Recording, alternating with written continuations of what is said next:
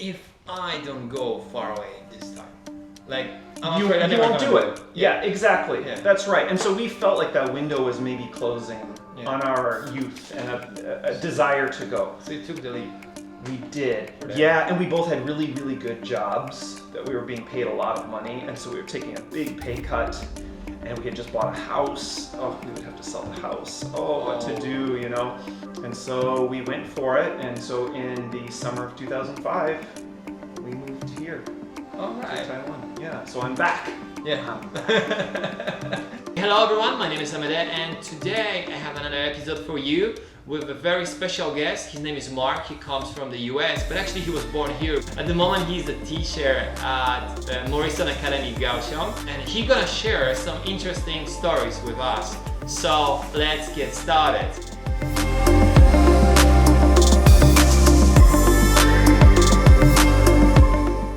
Hi everyone, I am Mark.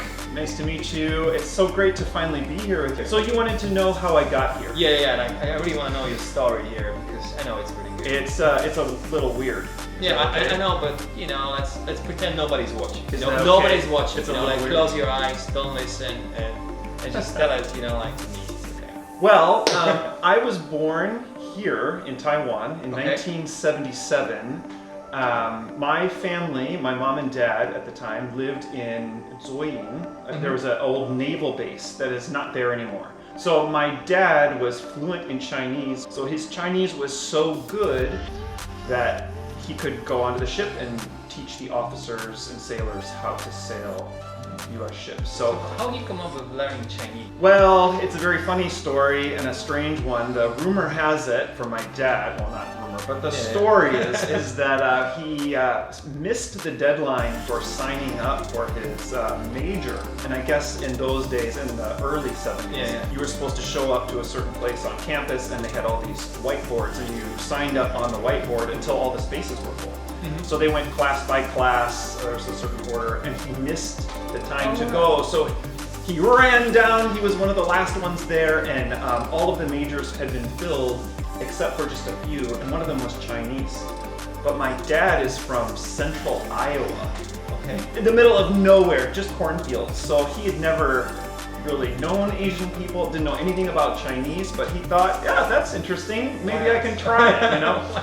And of course, my dad is very smart. He picked up Chinese so quickly that he was very fluent in just through his time at Annapolis. So yeah, I mean, able to sail ships in Mandarin and teach people how to do it is just incredible. That's a very interesting set of skills. Really. It is. But we didn't stay here long.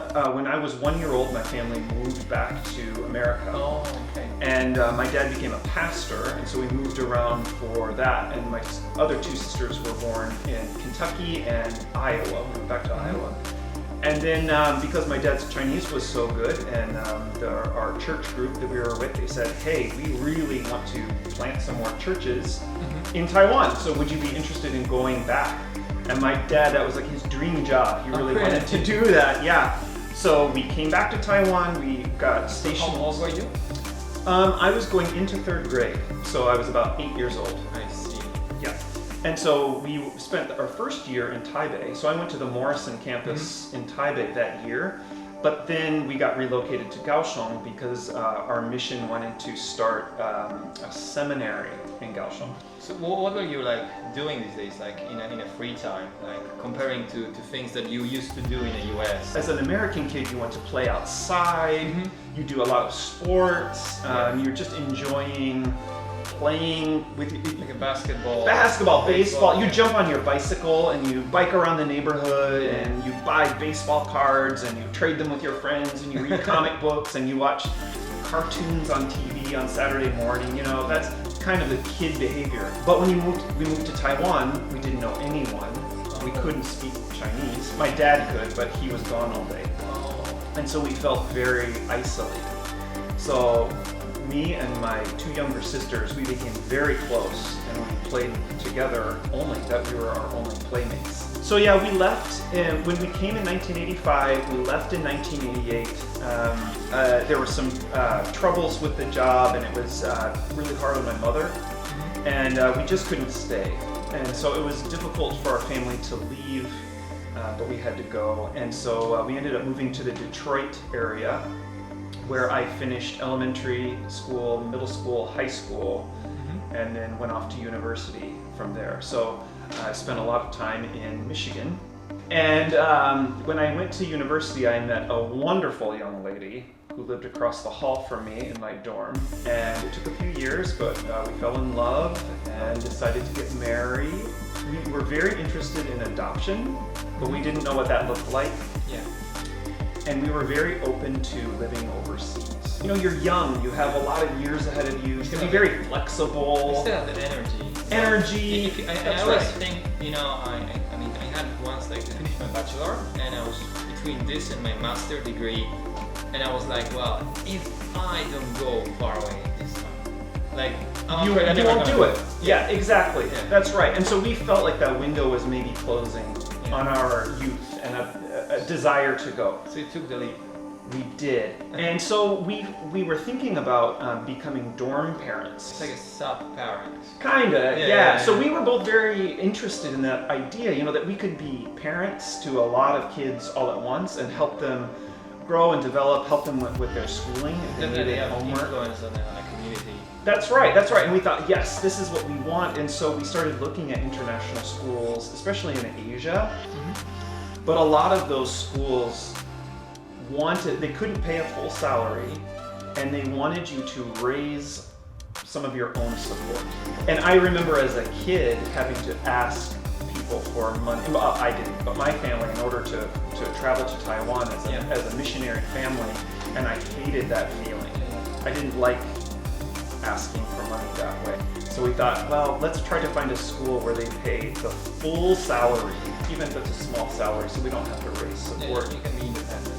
Yeah, and so we started looking around and we weren't very happy with our options, and we could feel our dream fading a little bit. And then, I don't know why I didn't think of this, but I thought, hey, I went to this international school because I lived in Taiwan as a kid, right? It wasn't like a first option, right? Yeah, well, you know, it didn't strike me, which is so weird. Yeah. And so then we looked up the Morrison school system, and yeah, you know, they have openings for dorm parent. They pay a full salary, a small salary, but full, so we didn't have to raise our support. And we thought, that's it. Yeah. Let's do it. Let's apply. And How was your wife about the idea of going to Taiwan? Like, she was hesitant. yeah. But we had talked about this for many years. I mean, this was in the winter, spring of 2005. So we had been married for almost 7 years at that point. And so felt really good about it. Like, excited, but like, oh, is this the right thing to do? It's so scary. You know, because you've taken a leap like this. If I'm in Michigan in the winter and somebody's offering me like tropical destination, I wouldn't think twice, really. I can imagine. Good point. It's very easy to make this decision. That is a good point. That is a good point. But with a new grandchild, you know, here we're taking the baby away from grandparents. Oh, it must be heartbreaking for them. Yeah, and we both had really, really good jobs that we were being paid a lot of money, and so we were taking a big pay cut. And we had just bought a house. Oh, we would have to sell the house. Oh, what to do, you know? But we felt really, really good about it. And so we applied to the school.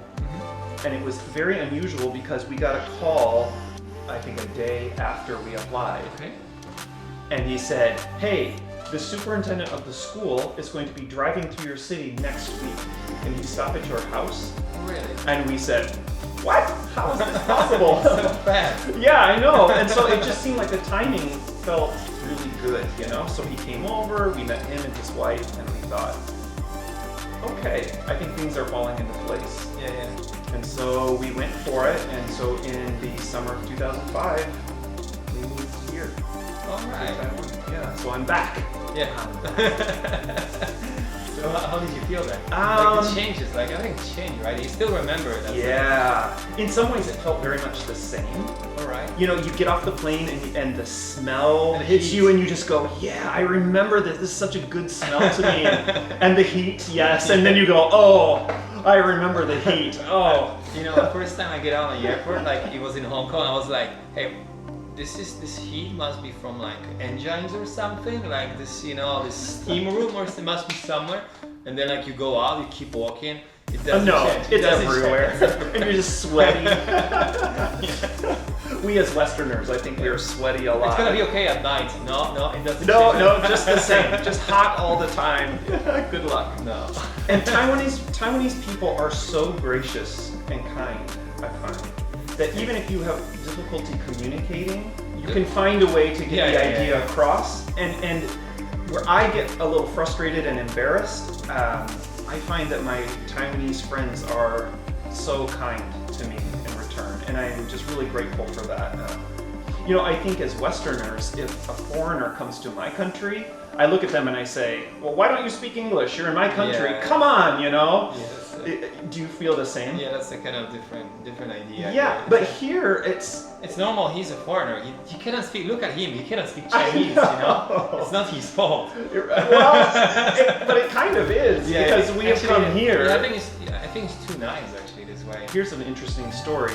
When I was a child here in the 1980s, there was a special store in Kaohsiung. We called it the Black Market Store. Black Market. So I don't know how it got that name, but they always had Western things there, but you could never count on anything being there. I only went a few times, but we would go, and Western cereal was very exciting. So for us, a box of Cheerios in America is very cheap and very common, but on the box, I remember it said $4.29. It had a sticker from an American grocery store. I don't know how it had a sticker on it. So for us in Taiwan, that would be around maybe 130 NT maybe. But the black market store, whatever the price was on the sticker was how much NT they wanted. So they wanted 429 NT for the box of cereal. It's like a triple price. Oh, yeah. It doesn't taste good anymore. No. So I remember going there with my mom one time, and we just looked at everything and we just longed for our home so much. It was so hard to be there. I have a question for you, Amanda. Yeah. How have your tastes changed in the time you have been living here? Oh, a lot. I would never eat fish before. Really? I hate fish. All fish food or just fish? All I eat from fish was the, fish sticks or something like this. Oh, like fillet. processed food? Yeah. I just fillet, so you don't need to dig between the bones. But since I'm in Taiwan, it's so much easier. And the next thing I wouldn't eat before is seafood. Now I can eat anything, like crab, lobster, whatever, it's like... I said sashimi earlier. When I go to Taidong, I have my favorite place where I get sashimi for breakfast. It's like 150 MT. You get like 10 or 15 slices of sashimi. I eat it and I drink it with the coffee. That's my breakfast in Taidong. That is great. This changed a lot. This kind of thing. For us, we used to drink a lot of soda. Yeah. A lot of soda. I think a lot of Americans are that way. But now I'm here, I don't drink soda hardly ever, and now we love tea at our house. We drink a lot of tea, and tea stands now are everywhere, so we have our favorite tea stands. Yeah, but that's a very bad habit. It's the same in Poland. We always drink sodas, and I don't even remember I was drinking water at home. Because there was always juice, or there was, the juice are not that bad. It's not it's like a soda juice, it's like a juice. But I don't really remember drinking a plain water, at home. That was not a thing, because you probably get some water from the food, from the soup or something. But since I'm in Taiwan, I drink a few liters of water a day. Wow, that has changed. That's a good habit, but obviously different climates too. That's true. How's your life now? After 16 years, being here with your wife, your kids? 16 wonderful years. I would definitely encourage people who come to Taiwan to get out of your comfort zone as much as possible. Study the language, make some Taiwanese friends. Go to traditional markets. We have a local market near our house, and it's my favorite thing to do every weekend. I have all the ladies I buy vegetables and eggs and fruit from, and so we say hello, 早安 every morning, and so I buy all my produce there. Yeah, so. that's the best, and it's the local stuff. Yeah, and it's don't fresh. skip out on local markets. Yeah, this is where it's definitely worth it. You can have your Costco from time to time. It's very cool, but I think you should also try those. So how about food? What is your favorite food in Taiwan? My favorite food in Taiwan, well, we do like tea from tea stands. So many great tea. I like green tea. My kids love tea with fruit in it, fruit chunks, boba, naita, all of that. As far as Taiwanese food goes, we really like dumplings. I know it's a kind of a simple answer. Yeah, but wow, we so are practical. We eat a lot of dumplings in our house. I see. We like egg drop soup. Oh, right. Very really? much so, yeah. I know these are very local, very pedestrian tastes, but oh, it is so good. And I have a soft spot in my heart for squid on a stick. I kind of like going to a night market and getting the big squid sticking on a stick. I can't get my family to try it, but I like it. I think it's good. But you have something that scares you off? I've had some strange experiences. I went to a night market with a friend and he said, hey, you should try this duck head. And I said, a duck head? I said, what is that? He said, it is a duck head. So we got a duck head deep fried on a stick. And I said to my friend, how do you eat this? Is there any meat on it? Like, there's nothing. And he said, oh, you just suck on it. So I tried it. It was kind of weird. Another thing that my family really likes is shaved ice. And I think that is very Taiwanese, especially with mango on top. Oh, that's you need to try it in the summer. Shaved ice. Is it good for the climate here, definitely? Yes, it cools you off on a hot night. Totally. The last question I would like to ask you is, so, you know, you had like a few moments in your life you really have to make decisions. You were evaluating what is better for you or what's worse. And there are actually lots of people who may be watching it and, you know, they also facing in front of like difficult decision like about, you know, moving abroad, and they're scared and they have some doubts. So maybe you have something to say to make it easier for them. Well, certainly what I know from my life is that when you feel that kind of need to go, start to investigate. And you will notice that doors and opportunities will open for you. And when those opportunities happen, you just have to take it. You have to go for it and try. Yeah. But I would caution people against forcing it. You know, I want to go somewhere, I don't know where I'm going, I'll just go here. Yeah, that can be, it's kind of risky, you know? Yeah. So wait until you have an opportunity, put yourself out there. Yeah. If you're interested in traveling to Japan, make some Japanese friends here. Yeah. And start asking questions and see if those opportunities arise to travel, and it will make your travel experience better because you'll be better prepared for when you know arrive. What to expect. Yeah, and if you're planning on moving somewhere to live there, try to find some community with people that are like you. Go with a plan. Go when the opportunity is presented to you, and go bravely. You got this. Yeah, that's what I would say. It is scary. Leaving comfort zone is always scary, but if you never leave your comfort zone, you're not going anywhere. That's right, that's right. Thank you very much for watching. Please subscribe, and I will see you in the next episode. Goodbye.